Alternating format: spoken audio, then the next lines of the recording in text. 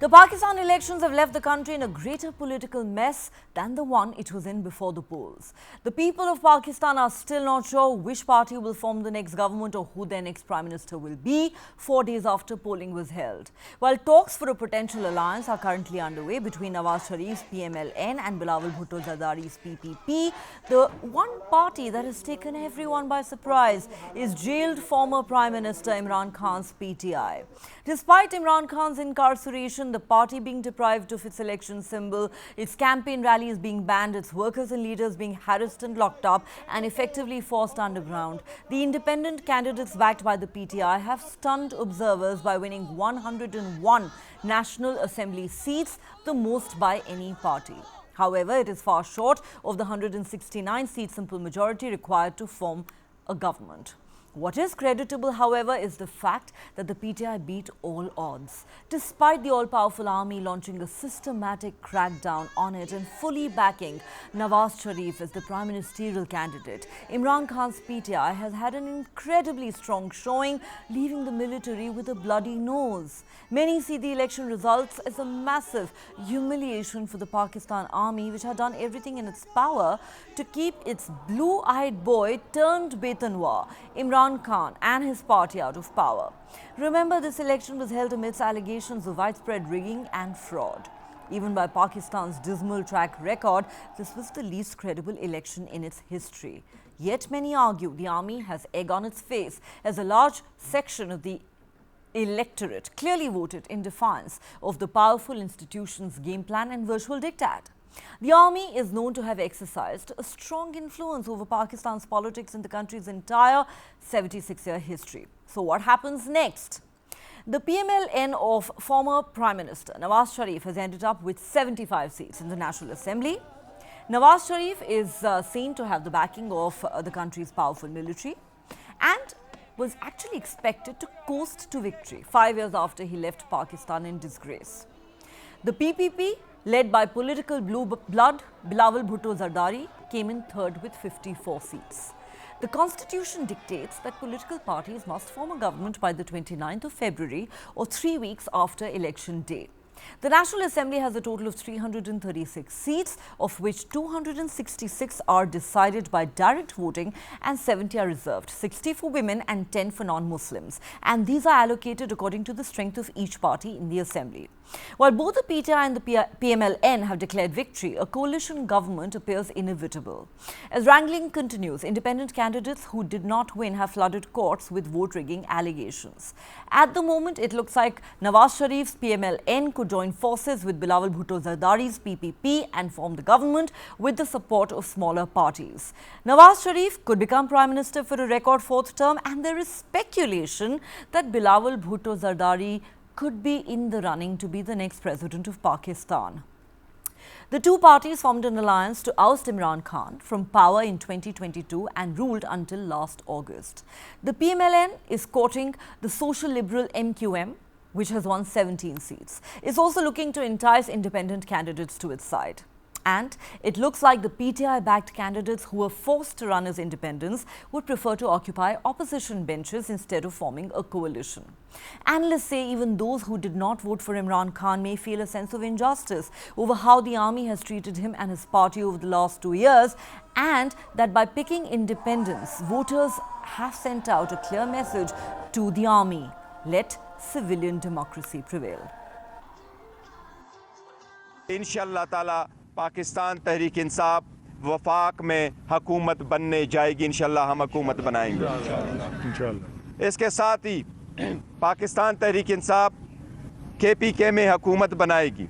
इस वक्त मेरी सबसे दरख्वास्त है, अवामी मैंडेट को, इस अवाम की आवाज़ को रिस्पेक्ट करे, इसको हर सूरत एक्सेप्ट करे, अपने कंडक्ट का इजहार करते हुए प्रोटेस्ट करे, लेकिन ये हर सूरत पीसफुल हो। कि कोई सीरत आपके पास कोई डंडा नहीं होना चाहिए, आपके पास पाकिस्तान के झंडे होने चाहिए और आपके पास आरओस के सामने पीसफुल गो करके मुतालबा करना चाहिए, मुतालिका आरओ से, कि हमारे रिजल्ट को बिला ताखीर जारी किए जाए। All right, Gohar Ali Khan there, the chairman of PTI, saying that every institution in Pakistan must respect the mandate of the people. Now, of course, he's referring to the win of those 101 candidates, most of whom are backed by Imran Khan and the PTI. But are they really in a position to form the government? At the moment, it doesn't look that way. Let's discuss this further to understand what could happen next in Pakistan. Joining me on Global Lens tonight is Ambassador Ashok Sajanhar, former Indian diplomat, Indrani Bakshi, foreign policy commentator and CEO at Ananta Aspen Center, Chirayu Thakkar, doctoral candidate of international relations at the National University of Singapore, joining us live from Singapore. And later on the show, we're hoping to be joined by Zulkarnain Tahir, senior political correspondent with the Dawn newspaper in Pakistan. A warm welcome to all my guests. Indrani Bakshi, if I could start with you. Welcome back to Global Lens. When you were last on the show, we talked about how Imran Khan had left everyone stunned in and outside of Pakistan. And perhaps this is really a massive blow to the Pakistan army. Many are calling it a humiliation. Some are saying the Pakistan army has been left with a bloody nose because, as we know, this is the most powerful institution in that country. It had made up its mind before the election that Nawaz Sharif was the chosen one, the man who the army had handpicked to be the next prime minister. And while Nawaz Sharif may still go on to become the next prime minister of Pakistan, nobody had expected that Imran Khan's party could end up winning 101 seats. This when the man has been in jail, the party workers and leaders were locked up, harassed in multiple ways, their campaign rallies banned, they were robbed of their iconic election symbol, the cricket bat. Most of them were forced underground. And now you have a situation where Imran Khan has dealt a body blow to the army. Before we talk about what could happen next, how important is this message that the people of Pakistan seem to have sent out to the all-powerful army, in your assessment? Well, certainly, however flawed the exercise may or have been, the fact is that the Pakistan people have spoken. They have exercised their vote and they have exercised their democratic right. As we spoke about the other day, it was an extremely unusual and extraordinary result that we were seeing unfolding in front of us.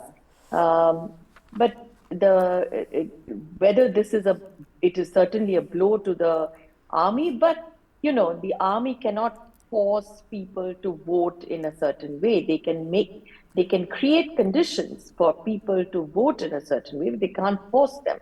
And the fact that 101 seats have gone to independents who are backed by Imran Khan or owe allegiance to Imran Khan shows where the popular sentiment lies. And I think that's the best way to look at it. All right. Ambassador Sajanhar, if I could come to you. Of course, on Friday, we saw both Nawaz Sharif and Imran Khan claiming victory. However, many questioned Nawaz Sharif's claim, given that he hasn't even achieved a majority. We know he is in talks with Bilawal Bhutto's party. We'll come to that later. But what is the bigger message that the people of Pakistan has sent out in this election, given that even by Pakistan's dismal track record, this was the least credible election in its history? It was held amidst allegations of widespread rigging and fraud. And it is well known that this time, the man enjoying the backing of the army is Nawaz Sharif, who was expected to coast to victory, and that has not happened.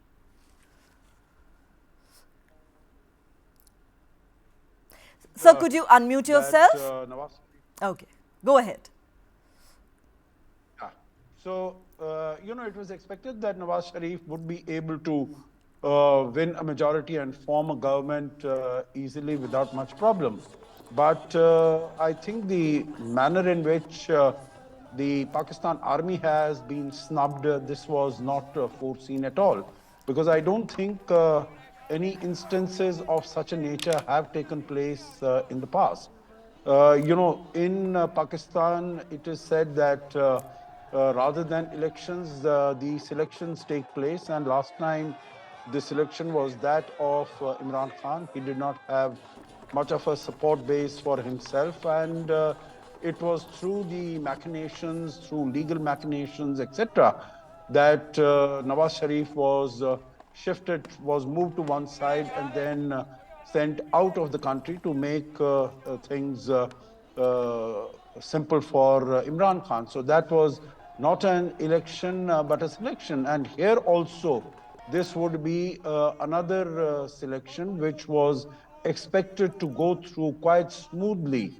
But as you said very correctly, this is, and everyone was saying that out of these 60 plus elections that are going to take place in the world, many of the Pakistan experts had mentioned that this was the most predictable, one of the most predictable elections to take place in 2024. But I think it has been proven beyond doubt, as someone said, that Imran Khan has scored a century without holding a bat in his hand. His symbol has been taken away. He doesn't have a bat. But then 101 independents have won. I don't know how many of them are in favor of Imran Khan, but most of them definitely are. So a very significant number. But the question that you posed, why has Nawaz Sharif been able to claim victory? Because he thinks, his is the largest party, 74, 75 seats in the National Assembly that have been won. And the other one is PPP. So that gives him the right to claim victory. But as I understand, as the Pakistan laws go, these independents, once the results are announced, these independents are required to join one or the other party.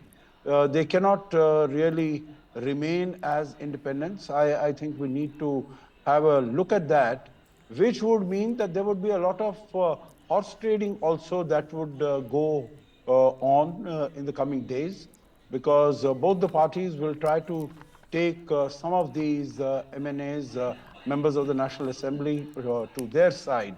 But we'll have to see as to how this plays out, because the fact that these candidates have contested and won under such difficult circumstances, such adverse conditions, means that they are quite committed to what they are fighting for, and their commitment for in support of Imran Khan also.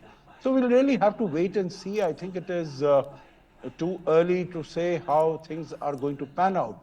But one thing is certain, as you yourself, Neha, have also pointed out, that it is a big humiliation for the Pakistan army, and something like this has not been seen by the Pakistan army since the independence in 1947.